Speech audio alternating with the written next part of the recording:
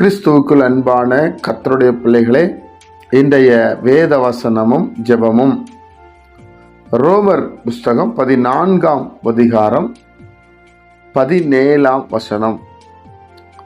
தேவனுடைய ராஜ்யம் புசிப்பும் குடிப்பும் அல்ல, அது நீதியும் சமாதானமும் பரிசுத்த ஆவியினால் உண்டாகும் சந்தோஷமுமாயிருக்கிறது. என் அன்பு கர்த்தருடைய பிள்ளைகளே, அப்போஸ்தலனாகிய பவுல் ரோமர் நிருபத்திலே ஜனங்களுக்கு எழுதுகிற ஒரு காரியம், தேவனுடைய ராஜ்யத்தை குறித்து நீங்கள் என்ன நினைக்கிறீர்கள்? தேவனுடைய ராஜ்யம் புசிப்பும் குடிப்பும் அல்ல. சில நம்ம நல்லா சாப்பிட்றோம், நல்லா சந்தோஷமா இருக்கிறோம், இதுதான் வாழ்க்கை என்று நினைக்கிறார்கள். அது அல்ல.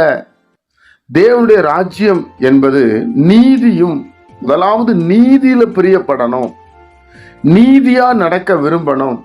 இரண்டாவது யாவரோடு சமாதானமா இருக்கணும். தேவனுடைய பிள்ளைகளை நன்றாக அறிந்து கொள்ளுங்கள்.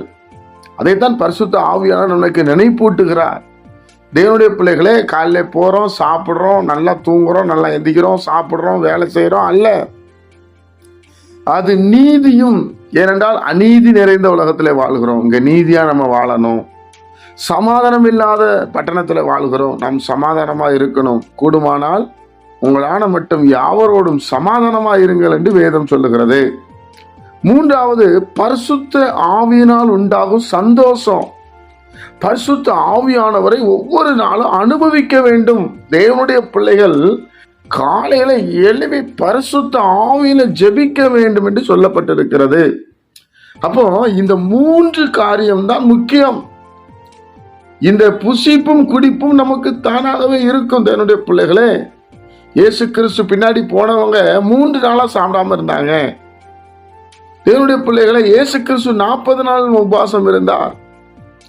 எலியா ஒரே ஒரு போஜனத்தினால 40 நாள் நடந்தார் என்று வேத புஸ்தகம் சொல்லுகிறது.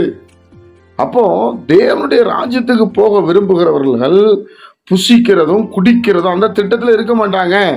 நீதியா நடக்க விரும்புவாங்க, சமாதானமா இருக்க விரும்புவாங்க, பரிசுத்த ஆவியில நிரம்பணும்னு விரும்புவாங்க. அப்படி நீங்க இருக்கீங்களா? இன்றைக்கு அதை கேளுங்க, நிச்சயமா நாம் பெற்றுக்கொள்வோம். ஜெபிப்போமா? பரிசுத்த பிதாவே, உம்முடைய குமாரன் இயேசு கிறிஸ்துவின் நாமத்துல வருகிறோம். பரிசுத்த ஆவியில் உண்டாகும் சந்தோஷத்தை எங்களுக்கு தாருமப்பா. எப்பொழுதும் பரிசுத்த ஆவியில நிரம்பி ஜெபிக்க எங்களுக்கு கிருபை செய்யும். உங்க சித்தத்தை செய்வதனையே என்னுடைய நோக்கமாய் இருக்கட்டும் அப்பா. கேட்கிற ஒவ்வொரு பிள்ளைகளை ஆசீர்வதியும். இயேசு கிறிஸ்துவின் மூலம் ஜெபிக்கிற நல்ல பிதாவே, ஆமென்.